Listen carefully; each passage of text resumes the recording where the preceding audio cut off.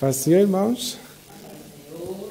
Quero saudar a todos que estão aqui no templo e todos que também estão a chegar. Estou a ver que mais alguns estão ainda a chegar. E todos que estão também conectados em casa para a lição número 8 que vamos hoje iniciar da Escola Dominical, que é Comprometidos com a Palavra de Deus. E eu vou pedir à irmã Benilde para orar, para darmos início à nossa aula.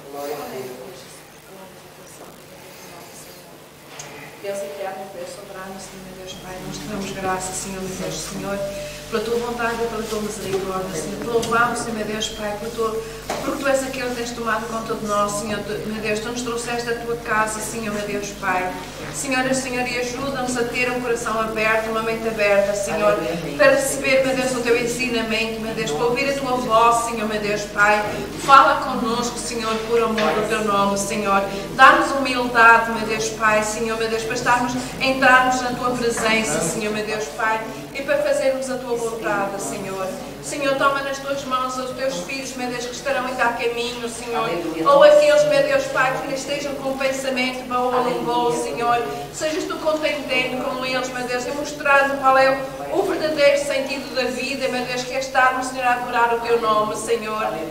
Pai Celestial, meu Deus, abençoa aqueles que estão em casa, Senhor, doentes, meu Deus, e que estão a ouvir a tua palavra, Senhor. Tu vais com o bálsamo tocar, curar, transformar, Senhor, meu Deus, Pai, salvando cada lar, meu Deus, desde o mais pequeno até o mais idoso, Senhor. Oh, Pai, no nome de Jesus, toma conta, Senhor, meu Deus, Pai, deste culto, meu Deus, tudo que vai ser feito, meu Deus, seja para a glória do teu nome e que o teu Espírito Santo seja o senhorio aqui dentro, Senhor. Seja Ele tomando conta de cada coração, seja Ele, Senhor, trabalhando em cada um de nós, meu Deus, Pai. Senhor, meu Deus, Pai, a tua vontade se cumpra, meu Deus, e a nossa caia por terra. No nome de Jesus te pedimos, te agradecemos. Amém. Aleluia. Amém.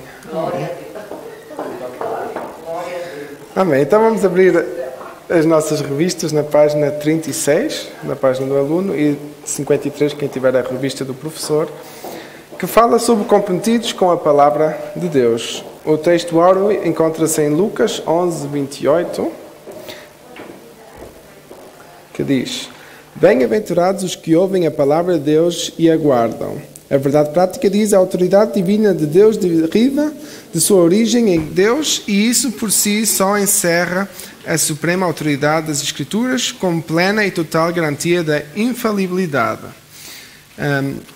Vamos à leitura bíblica em classe, que se encontra em 2 Timóteo 2, 14 a 19 e 2 de Pedro 1, 20 e 21, que diz: 2 Timóteo 2, 14, que está na página 37 das vossas revistas, isso. Os números, já aprendi que os números da revista do professor são um bocadinho diferentes.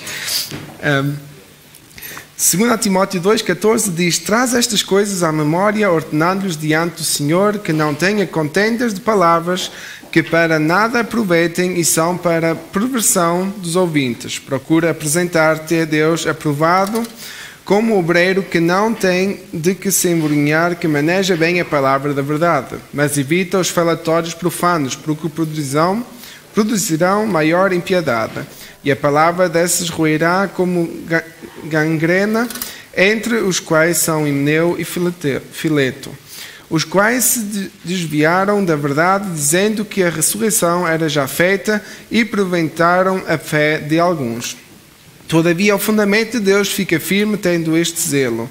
O Senhor conhece os que são seus, e qualquer que profere o nome de Cristo aparte-se da iniquidade.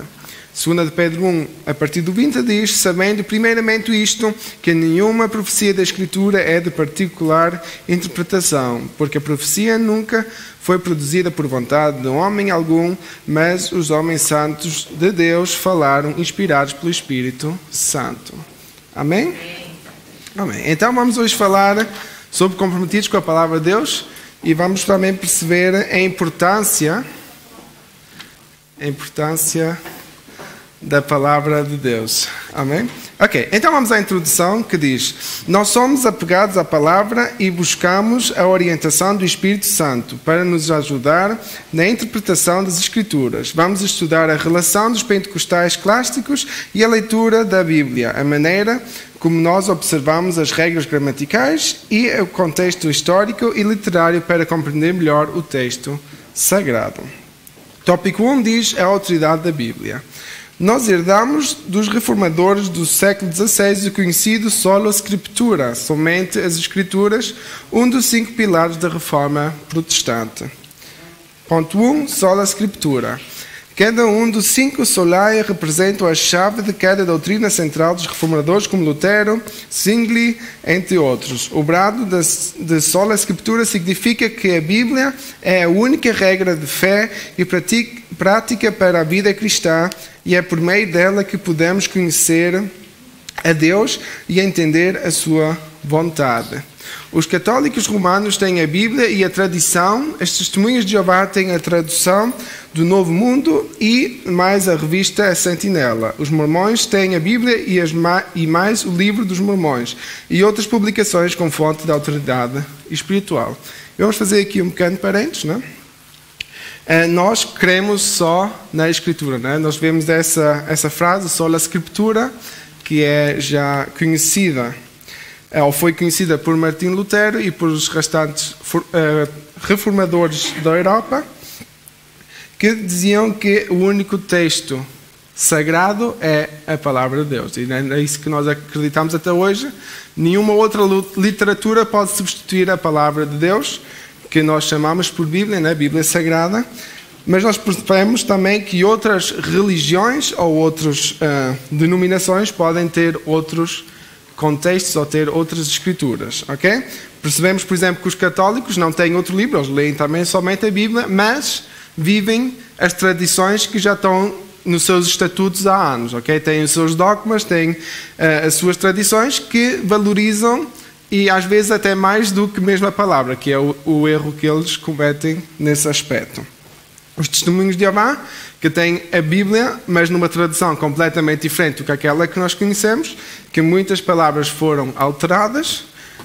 Se forem ler a Bíblia, que é a tradução do Novo Mundo, tenham cuidado, só a usem para estudos ou para comparações, mas não a usem como livro ou como tradução adequada, ok? Porque muitas coisas foram retiradas para justificar as coisas que eles ensinam.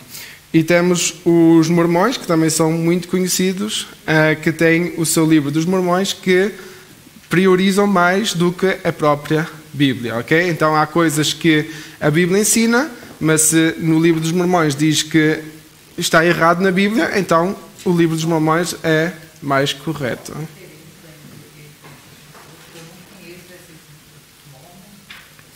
Os mormões são mais conhecidos na América do Norte, né? São uma, digamos, podemos dizer que é uma seita, né? Porque eles creem que são crentes, né? Mas creem, por exemplo, não creem na Trindade, né? Assim como as testemunhas de Jeová também não. Então, põem em questão a Trindade de Deus, não creem. Pronto, eu posso fazer um estudo, porque eu também estou a aprender isso, mas são muitos temas diferentes. Mas os mormões são mais conhecidos nos Estados Unidos, né? São uma igreja também muito metódica. São muitas vezes também conhecidos juntos com os metodistas, que têm uma linhagem similar, mas os metodistas creem somente na palavra de Deus, enquanto os mormões têm o seu livro à parte e que valorizam mais do que a palavra de Deus. Ok? Isso é os testemunhos de Jeová. Creem que só são 144 mil que vão ser salvos. E então não sei como é que eles, sendo mais do que esse número, vão ser salvos. Porque sabem assim que já muitos dos crentes deles não vão para o céu, que é um bocado estranho. Mas eles também não creem no céu, eles creem que... Pronto. Vocês todos já falaram com testemunhas de Jeová e sabem que eles falam muitas coisas que são meio esquisitas. Mas temos de ter cuidado, ok? E para perceber essas diferenças é porque eles têm a palavra de Deus, mas têm outros subsídios, têm outros livros que dão mais valor do que a palavra de Deus. E isso é muito perigoso. É como se eu chegasse hoje aqui e dissesse: esta revista, a partir de agora, é a nossa Bíblia e tudo o que é certo é o que está aqui. Enquanto, na verdade, o que está aqui escrito é inspirado ou escrito por um autor que interpretou a Bíblia. Nós queremos que o Espírito Santo o ajudou a fazer isso, mas na mesma pode ter erros, não é? Algo que a palavra de Deus não tem, porque Deus é perfeito, não colocou erros na sua palavra. Amém? Ok. Pronto, então vamos ao segundo ponto, se não houver mais perguntas. Eu creio que o estudo sobre as religiões e setas, eu estou atualmente a aprender isso também na escola bíblica, que estou a participar, não é? É um tema que podemos falar sobre isso, porque há muitas religiões, há muitas seitas. Sim, irmão?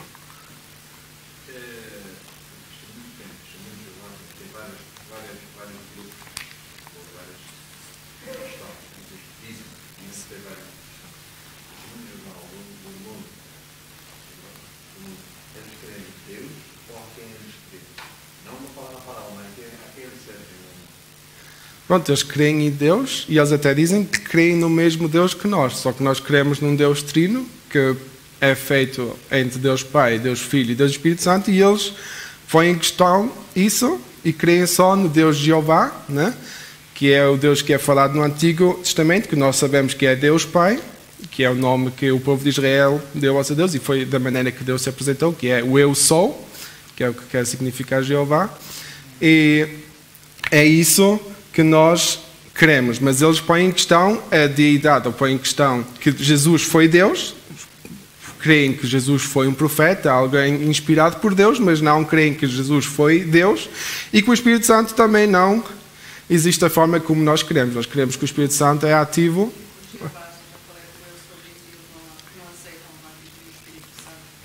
Dizem que é uma força que eles recebem, mas não existe o Espírito Santo. Mas é um tema muito interessante e eu creio que devemos falar sobre isso.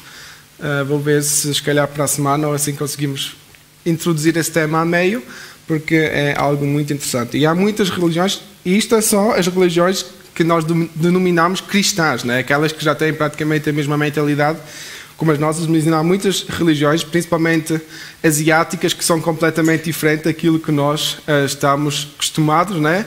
E é muito importante saber isso, porque às vezes vamos aprender métodos ou vamos aprender a ver coisas que achamos que é interessante, mas vêm com culturas ou tradições ou religiões que são completamente contrárias daquilo que é a vontade de Deus. Assim como antigamente o povo filisteu começou a trazer as suas tradições para o povo de Israel, por isso é que Deus nunca queria que o povo de Israel se misturasse com o povo filisteu, porque eles tinham outros deuses, ou criam em imagens, em esculturas, não é?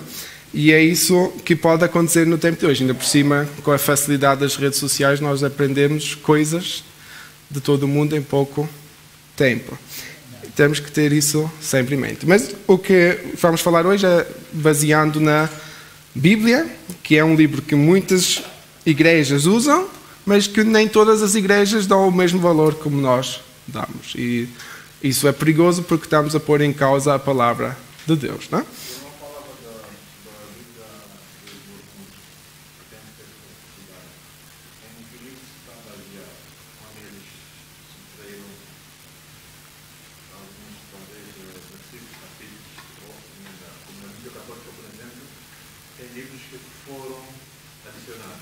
Sim.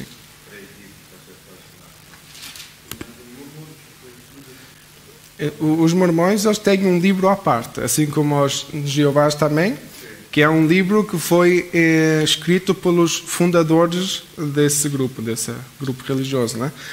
E esse livro, praticamente, para eles é o livro mais importante, né?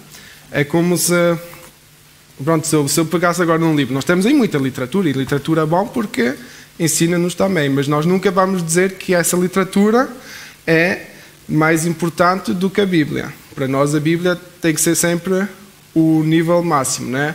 Tudo que nós aprendemos, toda a verdade vem da Bíblia, né? Porque é inspirada por Deus. Os livros podem ser inspirados por Deus, como pode ser um teólogo, que os teólogos não têm que ser evangélicos, né? Pode ser até um filósofo que pegou na Bíblia, interpretou um texto e achou correto, ou um historiador. A Bíblia pode-se usar como um livro para fazer várias coisas.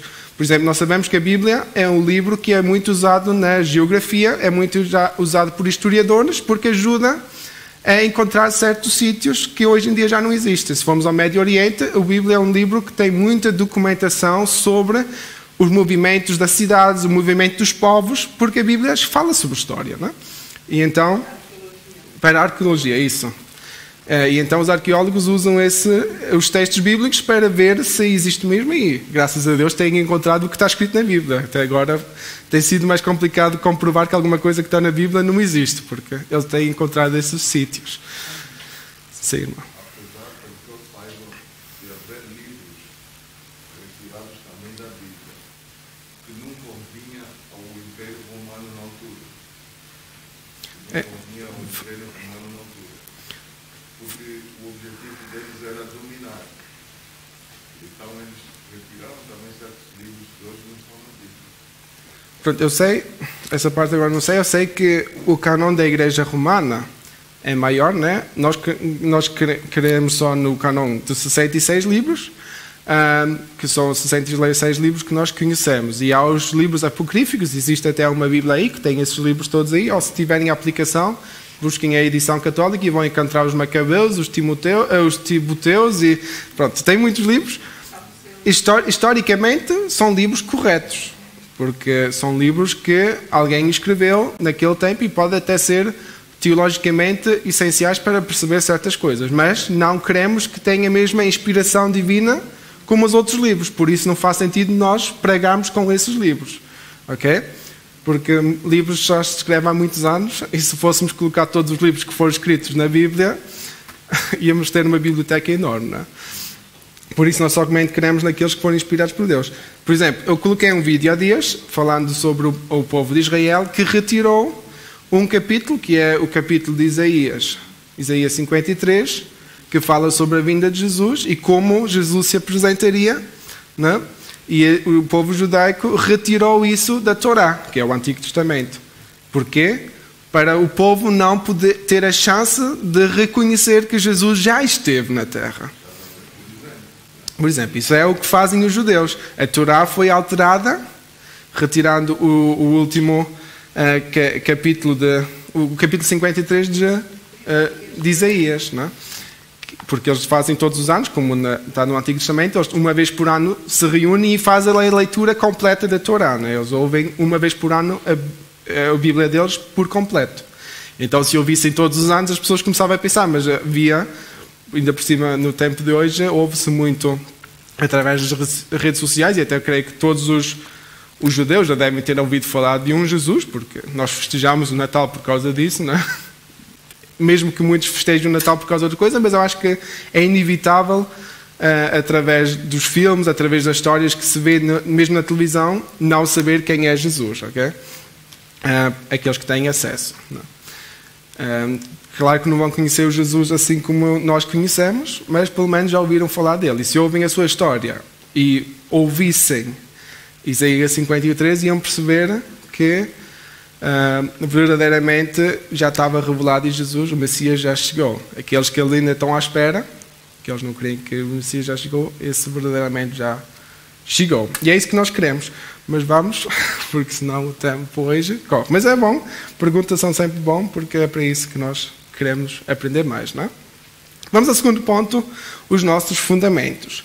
Os pentecostais ainda são vistos por alguns não pentecostais e cessacionistas como um movimento que baseia suas crenças e práticas nas emoções e ensina a crença no cânon aberto. São interpretações equivocadas a nosso respeito. Nós cremos que a revelação canónica se encerrou com os apóstolos do Novo Testamento. A nossa fonte de autoridade é unicamente a Bíblia, conforme a declaração de fé das Assembleias de Deus. A Bíblia é a nossa única regra de fé e prática. Não necessitamos de uma nova revelação extraordinária ou pretensamente canónica.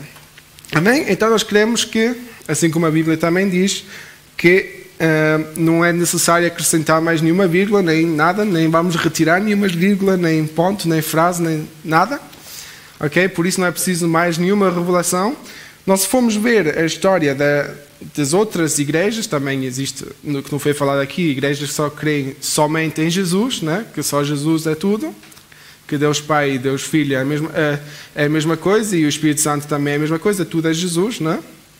Que é tudo inspirado por anjos, ok? Se forem ver o início de todas essas igrejas que têm livros como outro fundamento que não são a Bíblia, eles tiveram todos uma inspiração por anjos. Mas a palavra de Deus também é muito clara, dizendo, né? Paulo escreve numa das cartas a dizer: nem que apareça um anjo a dizer e que altere aquilo que está escrito, outro evangelho, né?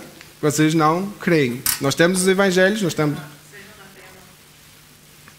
nós temos os 4 evangelhos que foram inspirados por Jesus, pela vida de Jesus, e inspirados pelo Espírito Santo, e não vale a pena alterar. Se Jesus disse assim, nenhum anjo que venha vai dizer que é diferente.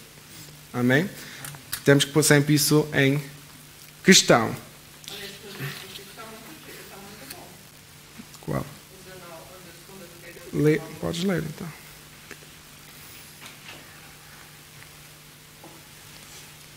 E temos muito firme a palavra dos profetas, a qual bem fazeis em estar atentos, como a uma luz que ilumina em lugar escuro, até que o dia esclareça e a estrela da alva apareça em vosso coração.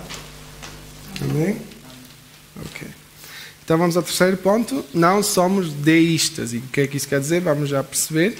Deísmo é a doutrina que afirma a existência de Deus, mas que Ele está muito longe de nós e não se envolve com os assuntos humanos. É como um relojeiro que dá corda a um relógio e esquece dele. Nós somos teístas, isto é, cremos que Deus não está longe de cada um de nós, Ele está interessado no ser humano. O fechamento do cânon sagrado não significa que Deus abandonou suas criaturas e o seu povo. Nós cremos que Deus continua a se comunicar com o povo por meio dos dons espirituais. Entretanto, essa revelação não se reveste de autoridade canônica para a Igreja. Deus se comunica conosco pela leitura de sua palavra, pelos dons espirituais, sonhos, visões e até pelas coisas simples do dia a dia. Amém? Vamos a Atos 17, 27. E alguém pode ler? Atos 17, 27.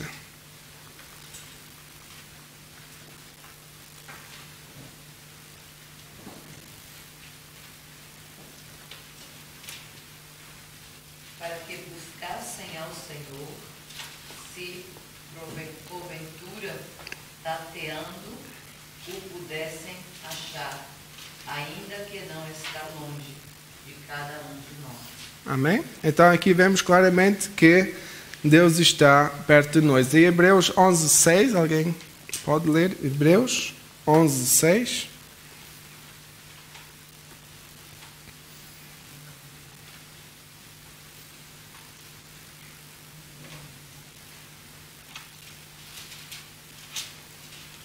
Sempre é impossível agradar a Deus, pois quem dele se aproxima precisa crer que Ele existe e que recompensa aqueles que o buscam. Amém? 11, 6. Foi o... 11, 6, não é? É este mesmo. Só que a tradução dele É diferente, mas está bom na mesma, né? Então aqui nós vemos que Deus se interessa. Eu acho que a sua tradução até ainda está melhor, porque na tradução que nós conhecemos, na Almeida diz o seu galardão estará sobre nós. Pode ler, irmã. Ora, sem fé é impossível agradar-lhe, porque é necessário que aquele que se aproxima de Deus creia que Ele existe e que é galardoador dos que o buscam. Amém. E a tradução do irmão é parecida, né? Mas a tradução do irmão António dizia isto mesmo, que Deus está interessado por nós. E que se referindo, Ele é nosso galardoador, né? Quer dizer que Ele está interessado em nós, mas aqui nós percebemos que Deus não somente está perto, mas Ele ainda está interessado com o seu povo. Então, terminando o livro da Bíblia, não quer dizer que Ele terminou o seu projeto com o seu povo aqui. Jesus disse que ia enviar o o Espírito Santo, né, o Consolador, e o Consolador ainda habita em nós, então a história ainda está a ser continuada a escrever. Eu acho interessante que muitos pregadores dizem que Atos dos Apóstolos ainda está a ser escrito por nós, e eu acho que isso é uma grande verdade. Atos dos Apóstolos é o único livro que ainda não terminou, porque é o livro que continua nós. Os nossos atos são os atos dos apóstolos do tempo atual. Amém? Mesmo que não está a ser escrito, e mesmo que nós não pregamos sobre os nossos atos, mas nós vemos que a igreja continua a crescer, a igreja continua a viver. E isso é muito importante, porque quando a igreja estiver morta, já não há futuro. Amém? Mas Deus tem tanta misericórdia que não vai permitir que isso aconteça. Segundo tópico, zelo pela doutrina. O zelo pela doutrina tem ligações com a apologética cristã. Desde muito cedo na história, a Igreja percebeu que a Bíblia precisa ser interpretada para que os crentes conheçam melhor o pensamento bíblico e a doutrina da Igreja. Os credos e as confissões de fé são documentos produzidos pelas igrejas e com esse propósito. A apologética é quando nós estudamos, né? É um termo da teologia ou da filosofia, que é estudar um texto, os nossos credos ou as nossas crenças, que é a palavra que creio que se conhece mais, e a nossa confissão de fé. São tudo documentos que existem, estão tudo na nossa declaração de fé das Assembleias de Deus, que são documentos simplesmente que resumem o conteúdo da Bíblia para nós sabermos qual é que é as normas que nós vivemos. Não são documentos que nós levamos como referência, mas são documentos que nos vão facilitar a perceber a Bíblia numa maneira comprimida, porque eu creio que é muito difícil ler a Bíblia em pouco tempo, por isso vamos precisar um ano ou assim para lê-la completa, e não vamos perceber talvez tudo à primeira vez, por isso vamos ter que ler várias vezes, e então pastores e teólogos já resumiram o conteúdo essencial da Bíblia para nós termos esse estudo para nós. Amém? Primeiro ponto, ensino ou instrução. A palavra doutrina vem do latim doctrina, que literalmente significa ensino ou instrução. Mas o termo apresenta vários níveis de significado, de acordo com o seu contexto. Quando o texto sagrado expressa perseveram na doutrina, obrigado, Marta, da doutrina dos apóstolos até dos apóstolos. Isso significa que os discípulos permaneciam seguindo o ensino dos apóstolos. Neste caso, a palavra doutrina significa ensino, instrução. Estamos nos referindo aos ensinos bíblicos, ok? Quando nós falamos de doutrina, nós falamos de ensinos bíblicos. Nós não falamos de doutrina de calças ou saias, ok? Que é doutrinas que conhecemos das igrejas legalistas. Isso não são doutrinas, porque não têm base na Bíblia. Para nós, doutrinas têm que ter fundamento na Bíblia. Todos os ensinos, todas as instruções que nós retiramos devem ser baseadas na Bíblia. Não vamos dizer que uma revelação de um anjo me disse que necessitamos adorar a Fátima.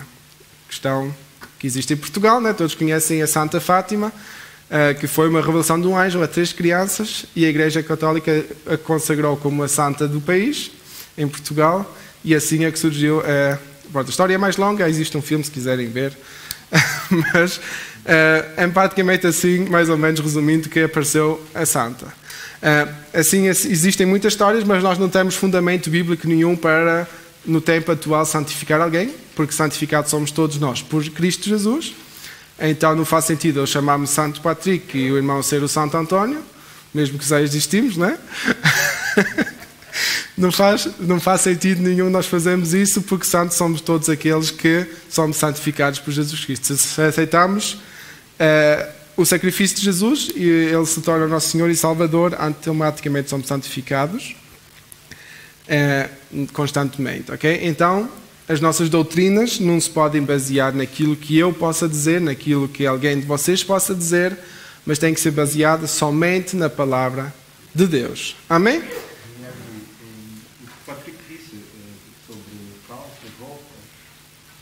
Barbas, corte de cabelo, não sou dado como doutrina, sou dogma. As pessoas às vezes entendem isso como doutrina, mas não, sou dogma. Certo. Isso é um grande problema, porque as pessoas começam a misturar as coisas, mas é isso que também existe na Igreja Católica, né? Que os dogmas também têm um valor muito alto, porque muitas coisas que eles levam, muitas heresias que eles vivem e muitas idolatrias são baseadas também nos dogmas, que eles chamam o magistral, né? E isso são praticamente tradições e regulamentos que vêm do Vaticano e que são infiltrados em todas as igrejas católicas e infelizmente estão cada vez mais a fugir da autenticidade da palavra de Deus. E temos de ter esse cuidado para não levar textos que nós pensamos ou interpretações que nós pensamos fora do contexto da palavra de Deus, porque aquilo que acontece nas outras religiões pode acontecer e tem acontecido, infelizmente, também na fé evangélica. Amém? Então temos que sempre relembrar, e por isso é que este estudo é muito importante, sempre voltar somente à Escritura, voltar à palavra de Deus, que é o essencial para todo aquilo que nós pregamos e tudo aquilo que nós aprendemos. Amém? Obrigado, pastor. Segundo ponto, o conteúdo da fé. A palavra doutrina se aplica também a um corpo básico e coerente do ensino cristão, como os credos. Trata-se de um ensino sistemático sobre os dados da revelação. A fonte do conteúdo doutrinário é a própria palavra de Deus, auxiliada pela experiência cristã e com a ajuda do intelecto humano, que lemos em 2 Timóteo 3,16.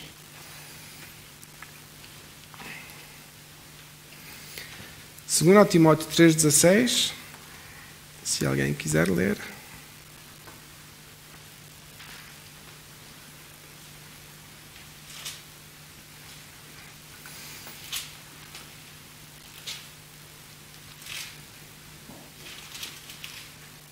Toda a Escritura, divinamente inspirada, é proveitosa para ensinar, para redarguir, para corrigir, para instruir em justiça. Amém? Muito importante. Toda a Escritura divinamente inspirada é proveitosa para ensinar, redarguir, corrigir, instruir em justiça. Ok? Se nós não interpretarmos bem a palavra, se não somos dirigidos pelo Espírito Santo na interpretação da palavra, nós até podemos ensinar, podemos até corrigir, podemos até instruir, mas não vai ser em justiça. Vai ser naquilo que nós pensamos, vai ser com as falhas humanas, como inspiração, e isso não vai ajudar a ninguém. Por isso é necessário, sim, interpretar a palavra, porque não só pela questão da Bíblia já ter um idioma antigo, né? Um português que nós já não falamos, e o original ainda mais antigo em grego e em hebraico, mas sim também porque a Bíblia sem inspiração pelo Espírito Santo é um livro muito complicado de entender, não é? Porque a palavra de Deus necessitamos saber sempre o contexto da história. É uma cultura que nós não conhecemos tão bem, né? Porque nós vivemos hoje numa cultura, digamos, europeia, mas aquela cultura era uma cultura do tempo passado, né? Já uma cultura de há quase 6.000 anos atrás. Se formos a ver muitas das histórias que lemos na Bíblia, uma cultura que é completamente diferente, porque é do Médio Oriente, é uma cultura que nós não conhecemos assim tão bem. E isso tudo, se não tivermos isso em mente, nós vamos interpretar a Bíblia de uma maneira errada, né? Vamos interpretar textos levando literal, enquanto são metáforas. E Jesus falou muito em metáforas, ele falou muitas coisas. Ele, quando, por exemplo, diz que os ricos é mais fácil a um camelo passar por um fim da agulha, né?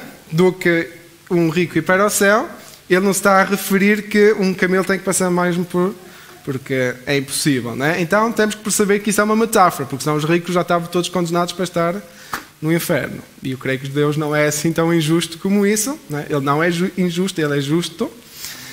Então ele quer salvar a todos, mas nós temos que perceber que se torna mais difícil porque, se lemos depois o resto da Bíblia, percebemos também que Jesus diz que temos a tendência de servir ao mormão e não servir a Deus, de servir ao dinheiro e não servir a Deus. Então aí percebemos, ok, o contexto é esse. O rico é difícil de chegar no céu porque ele tem a tendência de buscar o dinheiro e não buscar a Deus. E isso aqui é o perigo. E então assim nós temos que perceber a leitura de Deus, é necessário interpretá-la. Porque se vamos ler como se fosse um romance, né? Se fosse Romeo e Julieta, nós não vamos perceber nada daquilo que está aqui escrito, não é? Porque a Bíblia não é um romance, a Bíblia é um livro de ensino, a palavra de Deus, e ela quer nos ensinar as coisas da forma como Deus nos quer ensinar. E são formas que às vezes podemos conhecer. Alguns textos são fáceis de interpretar, outros textos necessitam, ainda só agora são debatidos por muitos teólogos, porque infelizmente há muitas várias de interpretar certos textos, mas por isso é que necessitamos do Espírito Santo, ainda mais do que nunca, para nos ajudar na interpretação das palavras. Amém? Isso se faz por meio do ensino da instrução. Quando o apóstolo Paulo diz, traz estas coisas à memória, ele está se referindo à sã doutrina, contrapondo os falatórios profanos. Os credos e as confissões de fé são dois tipos distintos de documentos eclesiásticos, mas com o mesmo propósito de interpretar a Escritura para sintetizar o ensino da Igreja. Os credos são genéricos e as confissões de fé são mais elaboradas e específicas, ok? Desta parte aqui, o importante que nós temos de tirar é que nós devemos de trazer à memória a palavra de Deus e não os falatórios. O quê? Que isso quer dizer? Quando nós pregamos, não devemos pregar fofocas, não é? Infelizmente, pode até ser uma boa inspiração, às vezes, para trazer algum texto que nós pensamos, porque ouvimos a situação de alguém e então vamos começar a falar sobre essa situação, mas não é para isso que Deus nos quer usar. Ele quer simplesmente que nós preguemos a sua palavra. Se falarmos de uma situação como testemunho daquilo que passou na nossa vida, está tudo bem, mas se usarmos o púlpito para falar mal de outra pessoa, ou sabendo que a outra pessoa vai se sentir mal por causa dessa pregação, estamos a abusar do altar de Deus, estamos a abusar do púlpito de Deus, fingindo de pregador, porque já não estamos a pregar a palavra de Deus, e isso é muito perigoso. Temos de ter isso em mente. Nós devemos de basear tudo na palavra de Deus. Claro que vamos, às vezes, tirar exemplos. Se, por exemplo, nós lemos uma publicação de uma pessoa, seja um pastor, alguém que publicou alguma experiência que ele teve, e nós podemos usar essa experiência baseando na palavra de Deus para dar um testemunho ou para reforçar que verdadeiramente aquilo que está na palavra de Deus é verdade. Então, sim, mas não devemos de usar o sofrimento de alguém para que essa pessoa se sinta mal durante essa pregação. Infelizmente acontecem essas coisas, simplesmente para reforçar aquilo que eu quero dizer, que é o mais perigoso. Não aquilo que a palavra quer dizer, mas aquilo que eu quero dizer. Amém? Deus nos deixa passar por situações, e cada um de nós passa pelo seu deserto, para nós aprendermos que a palavra de Deus é verdadeira. Amém? E então nós temos experiências suficientes para falar da nossa vida e não temos a necessidade de meter a vida dos outros naquilo que nós falamos. A não ser que seja um exemplo positivo, não é? Em Provérbios, capítulo 16 de Provérbios, versículo 2 diz: todos os caminhos do homem são limpos aos seus olhos, mas o Senhor pesa os espíritos. Amém? Amém. Amém? E é justamente isso que o Senhor olha, o que está dentro de nós, o que estamos a fazer, né? Não é para satisfazer aquilo, a minha vontade, satisfazer aquilo, os meus pensamentos, aquilo que eu creio que deve ser e como deve ser, mas estou usando o seu lugar santíssimo para estar atirando pedras no meu irmão. Isso é muito perigoso, porque nós todos, falando disso, né, nós todos estamos na mesma condição, nós todos estamos na condição de pecadores, e se temos a chance de trazer a palavra é só pela graça de Deus, porque não é por aquilo que nós somos melhores ou somos diferentes ou especiais. Não, Deus tem um chamado para cada um de nós e Deus quer usar cada um de nós particularmente, e então devemos perceber também a responsabilidade que Deus tem colocado em nossas vidas. Amém? Terceiro ponto. A nossa confissão de fé e a Bíblia. A nossa confissão de fé não é de autoria particular, pois expressa o pensamento e a vida da Igreja. Esse documento é submetido às Escrituras e estão em conformidade com elas. A nossa declaração de fé ocupa extraordinária importância na vida da Igreja como sumário doutrinário da Bíblia e ajuda para a sua compreensão, além de servir como proteção contra as falsas doutrinas. Entretanto, a palavra final é a Bíblia. A declaração de fé expressa a doutrina oficial da Igreja. Há no Novo Testamento embriões de credos e confissões de fé que foram desenvolvidos ao longo da história da Igreja. Amém? Então, essa declaração de fé, que é algo que tem acesso, existe tanto na Convenção Brasileira das Assembleias de Deus de Belém, como também na Convenção das Assembleias de Deus em Portugal. Existe essa declaração de fé na página deles, se quiserem eu posso enviar, e podem ler. Esta declaração é um resumo, como eu já disse, daquilo que nós queremos, não é? Baseando na Bíblia. Na mesma, a declaração de fé nunca vai ser mais importante do que a Bíblia. Se alguém se lembrar de colocar alguma coisa na declaração de fé que contradiz a Bíblia, não quer dizer que isso que está naquela declaração de fé é válido. Porque essa declaração de fé automaticamente perde a validade se não for a verdade que a Bíblia nos ensina. Isso é o nosso ponto de vista e isso vai continuar sempre assim. Ok? Então, nós nunca podemos pensar que a declaração de fé é absoluta. Não, a declaração de fé não é absoluta. A Bíblia é absoluta. Amém? Isso é importante. E nós vemos nestes versículos, mas que não vamos ter tempo para lê-los, que já no tempo de Jesus e no tempo de Atos dos Apóstolos, né, no tempo da Igreja Primitiva, já se tinha desenvolvido declarações de fé para ajudar as igrejas a crescer. Se formos ler Romanos ou se formos ler Coríntios, nós percebemos que Paulo resumiu a doutrina de Cristo em tão poucos versículos e capítulos para que o povo em Corinto, para que o povo em Romano soubesse a verdadeira doutrina de Deus. Se nós lemos Romanos, nós percebemos 90% do Evangelho de Cristo. Leiam Romanos em casa, eu recomendo, esse é o livro mais interessante para conhecer as nossas doutrinas, porque está tudo resumido aí. Paulo foi extraordinário nesse aspecto. Ele tinha um talento de resumir e de explicar as coisas para nós. E eu creio que isso foi a inspiração do Espírito Santo na vida dele, porque senão também estava a pôr em questão a autenticidade da Bíblia, não é? Mas Romanos é um livro muito interessante para estudar e para perceber também quais são as diferenças daquilo que Deus exigiu ao povo de Israel e exige, aqueles que não creem no Messias, não é? E aquilo que exige a nós depois da graça.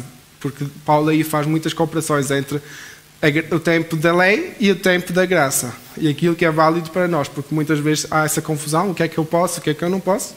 Leiam Romanos que vai vos ajudar muito. E tem continuado a ajudar também a mim. Amém? Terceiro tópico, cuidado quanto aos modismos.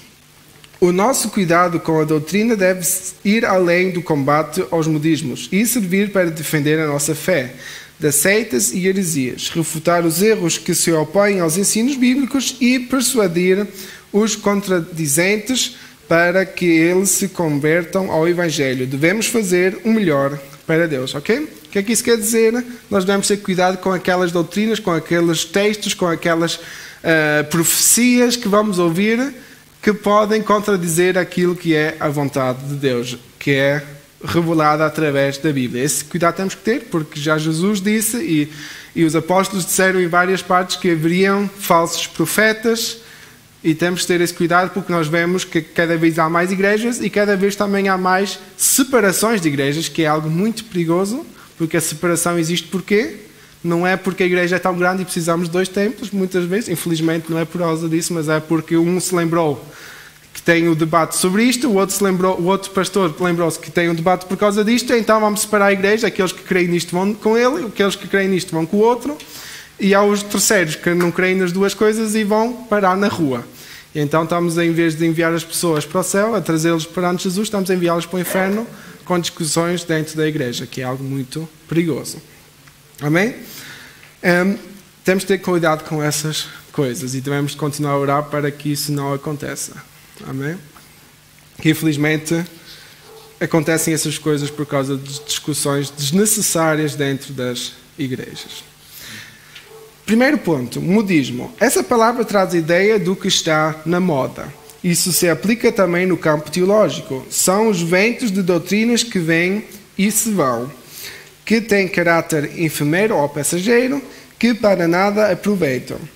As outras palavras são inúteis e inaproveitáveis, que não se lembra do dente de ouro, do dom de unção, do cai-cai, do sopro santo, do G12, da febre dos anjos e das outras aberrações doutrinárias. Eu creio que todos já ouviram falar pelo menos de alguma coisa destas, né? Podemos acrescentar mais, a unção do riso. O pastor uma vez mostrou um vídeo daqueles irmãos que estavam todos a ladrar no meio do culto. Eu não sei que raio de espírito era aquele, mas a unção do cão. Mas temos que ter muito cuidado com esses movimentos que podem aparecer, e graças a Deus têm desaparecido também outra vez, mas não podemos deixar-nos enganar por esses movimentos que podem surgir, ok? A igreja de Deus nunca foi uma igreja de modas. O que é que isso quer dizer? A palavra de Deus não se altera. Se Deus envia as línguas, não é porque Ele quer que amanhã estejamos a ladrar, ok? Ele quer, porque nós não vamos pregar para os cães, nós não vamos pregar para os animais. Se vamos pregar para humanos, e eles, que eu saiba, não ladram normalmente, não é? É a unção do leão, também vimos. Houve tanta coisa nos anos passados, mas o que deve ficar aqui claro é que essas coisas são chamadas modismo, né? São chamadas fés da moda ou movimentos da moda, e temos que ter muito cuidado com essas coisas, amém? Onde estão os seus promotores e expoentes? Não há expoentes. Não há como combater esses abusos e essas práticas exóticas sem o conhecimento adequado da palavra de Deus. Tito 1:9, e eu vou ler para ganharmos um pouco de tempo. Tito 1:9, que diz: retende firme e fiel palavra, que é conforme a doutrina, para que seja poderoso tanto para admoestar como a sã doutrina, como para convencer os contradizentes. Amém? Então devemos conhecer a palavra, não somente para nós estarmos firmes, mas assim também para termos palavra contra aqueles que nos querem enganar. Se o testemunho de Jeová bater à nossa porta e nos quiser evangelizar sobre a sua doutrina, nós temos que ter em mente também a palavra de Deus. E infelizmente acho que não é a palavra certa, mas podemos dizer infelizmente nós não estamos tão bem preparados. É que quando os testemunhos de Jeová chegam, parece que eles sabem o livro deles todo de cor, e nós às vezes ficamos a pensar onde é que estava escrito aquilo para dizer-lhe que eu aprendi diferente. Inesperadamente, É. eu tenho, além do meu trabalho normal, eu tenho uma limpeza que faço. E tocaram lá na campainha no dia que eu estava fazendo a minha limpeza. Estava lá só, naquela casa. Eles tocaram, eu fui lá atender, achei que fosse posto para pegar algum pacote, alguma coisa assim, desci, quando cheguei, era testemunho de Jeová. Né? E ali começaram a tentar me trazer algo, e, não é? E graças a Deus, e com pouco tempo, eles disseram: eu vejo que a irmã tem já a sua religião. Eu digo: tenho, graças a Deus eu tenho, e está aqui. A palavra diz assim, assim, a palavra diz assim, assim. E foram rapidinho embora. É. Né? Foi assim, uma coisa assim, uma experiência bem. Porque eles realmente conhecem assim, muita coisa. Né? E falam muito. Amém. Isso é muito importante, porque não é porque nós vamos lutar com eles. Para isso não serve a palavra, não é? Mas nós devemos de estar convictos daquilo que queremos, porque senão vamos ser enganados por ele. E infelizmente as palavras entram no nosso cérebro e nem todas as palavras saem outra vez, então fica aí a moer, e o diabo tenta nos enganar mesmo com a palavra, não é? Para que nós comecemos a duvidar. E então por isso temos que conhecer verdadeiramente aquilo que a palavra nos ensina. E como é que podemos fazer isso? Estando comprometidos com a palavra de Deus. Quer dizer que temos que ler, temos que estudar.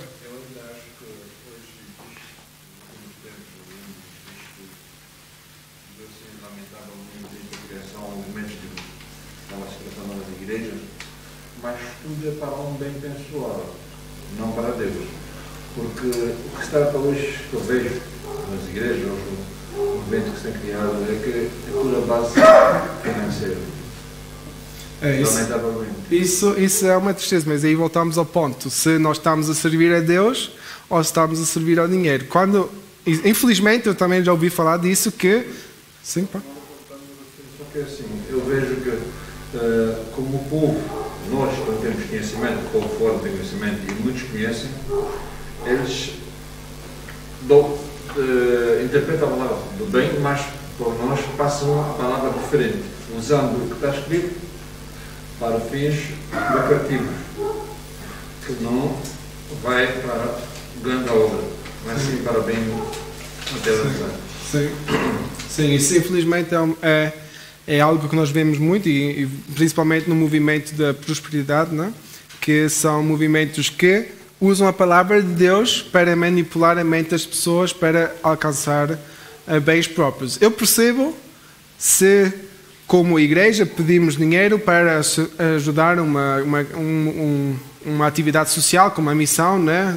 Nós ajudamos muitos projetos missionários, mas eu não percebo quando usamos o dinheiro da igreja para comprar um Ferrari para o pastor, porque eu creio que o pastor também pode andar à vontade. Por mim pode até andar com Mercedes, ok? Não tem que ser o pior carro do mundo, mas não tem a necessidade de ter um Ferrari, e os membros estão a passar fome porque estão a entregar todo o seu dinheiro, não é? Para mim não faz sentido. Nós temos que ver o equilíbrio. Se o pastor de alguma maneira está a trabalhar à parte e está a ganhar dinheiro e depois compra um Ferrari, é questão dele, não é? Mas não devemos de estar a pedir dinheiro às pessoas, não é?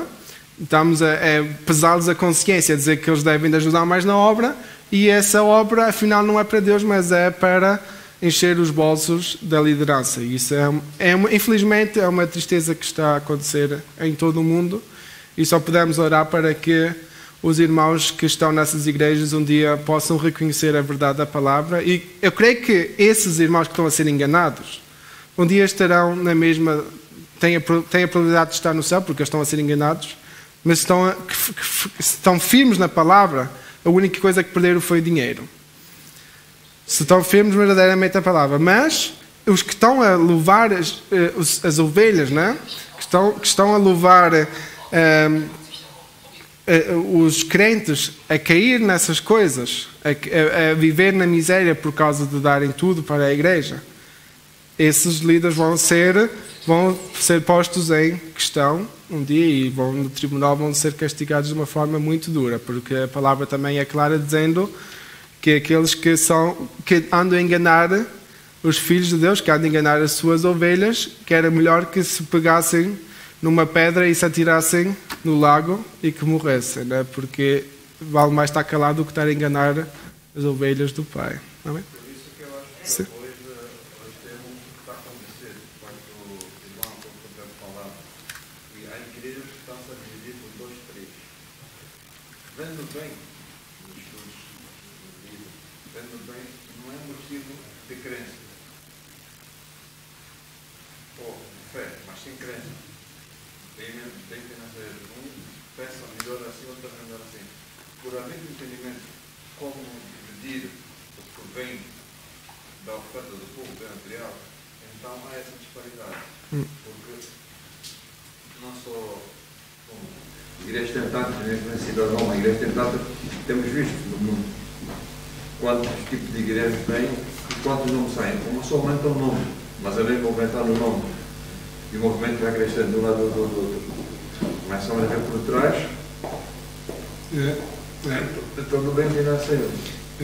Isso é uma tristeza que nós não vamos poder alterar, porque até mesmo a palavra de Deus nos ensina que nos fins dos tempos essas coisas vão aumentar, né? Os falsos mestres vão aparecer e... para buscarmos a conhecer a palavra do Senhor, porque o Senhor diz em Mateus 22:29 que o seu povo perece por não conhecer as Escrituras. Isso é verdade. Né? E assim mesmo ele diz também lá em Oséias, né? Que o povo dele foi destruído por não conhecer a sua palavra. E é necessário que busquemos, né? Para termos a certeza aonde estamos firmados. Amém. Né? Amém. Irmã Morena, queria dizer... No, yo iba exactamente en esa misma área, que muchas veces las ovejas son engañadas. ¿Por qué, Padre? Porque las ovejas, donde se habla de prosperidad, ahí que ellos quieren estar. ¿No entiendes? Porque muchas veces uno mismo corre cuando escuchamos en una iglesia que se habla de prosperidad, que están creciendo financieramente. Todo el mundo abandonamos nuestra iglesia porque queremos seguir la prosperidad. Y cuando un pastor y un siervo de Dios viene y te dice, si tú das 20 euros vas a recibir 100, todo el mundo va corriendo a dar 20 euros porque quiere recibir 100. Y ese es el punto en el cual esos pastores se están haciendo ricos y mientras que las ovejas están entrando em frustração, tu entendes? Sim, mas por isso mesmo é que temos que conhecer a palavra, porque senão isso aí torna-se uma lotaria cristã, não é? Porque estamos a entregar o meu, é como se estivesse no casino, agora vou arriscar tudo, dou os meus 20 euros e vou receber talvez 100, porque eu sei que Deus é bom, mas Deus quer nos dar prosperidade, mas sim, prosperidade é espiritual, não é prosperidade financeira. Podemos até ser um crente rico, porque temos essa possibilidade e se nos esforçarmos no nosso trabalho e se Deus nos abençoa, por que não? E nós conhecemos grandes marcas que são, os líderes são cristãos, não é? E conhecemos muitas pessoas que também se declaram cristãos, não é? Que são abertos com a sua fé, que são ricos. Não quer dizer que ser rico automaticamente nos descarta de ser cristãos. Mas temos que ter uma... Desculpe, mas só vou terminar. Temos que ter o cuidado se com o dinheiro que estamos a receber, e eu vejo isso como a liderança da igreja, tem que ter sempre cuidado em que é que vai investir o dinheiro das ovelhas, não é? E o dinheiro que os membros das igrejas trazem deve ser para investir para a obra de Deus, nunca para ganhos próprios. Isso é uma palavra que é certa. Que na Bíblia nós temos o nosso povo sofre por causa da falta de conhecimento. Mas nós temos visto no último dia, talvez veja o contrário, que sozinho não posso conhecer, tem que ter alguém para me orientar. Mas o maior problema que eu vejo é que nós queremos coisas rápidas. Então, por isso é que muitos de nós têm aquela coisa de perder o dinheiro muito rápido. Ali dá, é ali que eu vou. Jogar lotaria, como o pouco falou por bem, jogar lotaria. E acabamos por nos perder. Graças a Deus que existe ainda pastores ou igrejas que tentam sempre buscar as suas ovelhas, pregando o real evangelho. E isso permaneça, né? Isso é importante, né? E é isso que temos que forçar, né? Devemos de ficar firmes na palavra, porque senão corremos sempre o risco, porque somos humanos e a tendência humana vive sempre em nós, mas para isso necessitamos do Espírito Santo para nos ajudar a interpretar a palavra da forma como Deus quer, né? Irmão António, e depois vamos chegar ao fim, porque hoje... Lamentavelmente também um dos grandes problemas é que muitos crentes, em vez de seguirem a palavra de Deus, seguem o pastor. É E verdade. os pastores conseguem É verdade. manipular as pessoas. É verdade. Isso é perigoso. Mas Mas isso, fica em primeiro lugar. eu creio que é importante nós termos um pai ou uma mãe espiritual, e isso pode ser o nosso pastor, pode ser outra pessoa, mas nunca devemos pôr essa pessoa superior, e até mesmo nessa pessoa devemos de pôr em causa, se estamos a duvidar daquilo que ela está a dizer, e temos que ler a palavra, porque a palavra é que é autêntica. Não é? Nós podemos nos enganar naquilo que eu estou a dizer. Eu estou aqui a falar e eu posso me enganar naquilo que estou a dizer. Então eu tenho que, como crente que tenta verdadeiramente viver a vontade de Deus, eu tenho que ler a palavra e comprovar aquilo. Assim como a palavra nos diz que devemos comprovar a palavra de cada profeta. O profeta pode dizer muitas coisas, mas ele pode dizer coisas que vêm de Deus e pode dizer coisas que ele interpretou. E então temos que conhecer a palavra. E como é que conhecemos? Estando comprometidos com a palavra, lendo. Não podemos estar a ver todos os dias telenovelas das 6 da manhã até às 6 da tarde e depois querer saber a palavra de cor, mesmo que seja Moisés ou o que está a dar na Globo, nas telenovelas inspiradas pela Bíblia, que só são romances, não é? É uma telenovela normal com figuras da Bíblia, que não tem nada a ver, mas pronto. Isso não nos vai ensinar nada, porque senão vamos estar a pregar coisas que não são a verdade que Deus nos quer ensinar. Vamos saltar, porque o tempo corre, para o quarto ponto que diz que maneja bem a palavra da verdade. O verbo grego para manejar bem é ortometeo, literalmente cortar reto, cuja ideia é cortar em linha reta. A ideia é manter o curso correto. É uma palavra rara, aparece uma só vez no Novo Testamento e 2 vezes na Septuaginta, que é no Antigo Testamento. O emprego paulino dessa palavra é metafórico. Em muitas interpretações já foram apresentadas ao longo dos séculos. A preocupação de Paulo é com o ensino correto da palavra de Deus, com base numa exégese sólida. Exégese é a explicação e interpretação da palavra, ok? Não para confundir com exégesis, ok? São palavras gregas que quer dizer a interpretação da palavra com opinião própria. Isso é muito perigoso, ok? Com a aplicação para edificação espiritual da igreja. Isso significa também não fazer uso da palavra no púlpito para atacar alguém desafeto entre os irmãos por meio de indiretas. Púlpito não é lugar de desabafo. E é sobre isso que nós já falámos há bocado. Se desabafamos no púlpito alguma coisa, é da nossa vida, não é? Não vamos estar a dizer: ai, aquelas irmãs que todas as semanas me telefonam, aqueles irmãos que chegam a casa às tantas.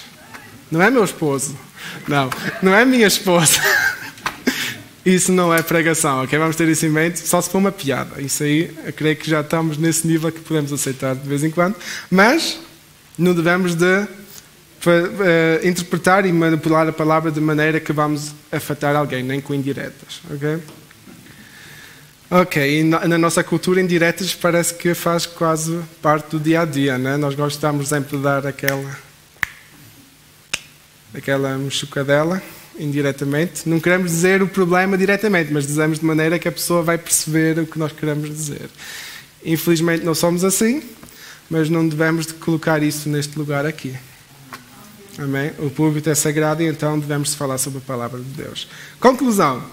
Nós temos compromisso com a palavra de Deus e cremos que ela é a única revelação de Deus escrita para a humanidade. Diante disso, fica claro que nenhuma outra literatura exerce autoridade sobre a nossa vida, ok? Então, resumindo, se lemos livros, que é muito bom, estamos a ler, na quinta-feira, estamos a ler juntos o livro Em Transformação, que é de autoria do pastor Humberto, né? Que é um pastor aqui da nossa região e é um livro espetacular. Eu creio que todos que estão a participar do estudo sabem que é um livro muito bom. Nós estamos a ler este livro, Lições Bíblicas, que é editado pela CPAD do Brasil.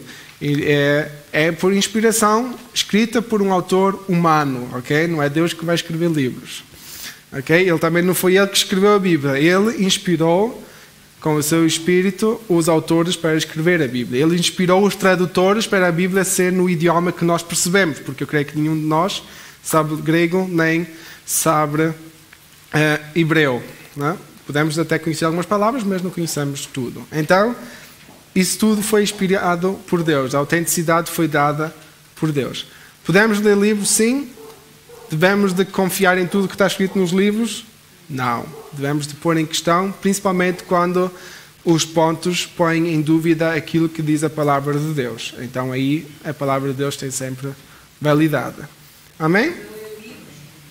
Cristãos. Sim, sim. Se estão a ler livros, se estão a ler um romance, se estão a ler Romeo e Julieta, então já sabem que não vai ser para crescimento espiritual, né?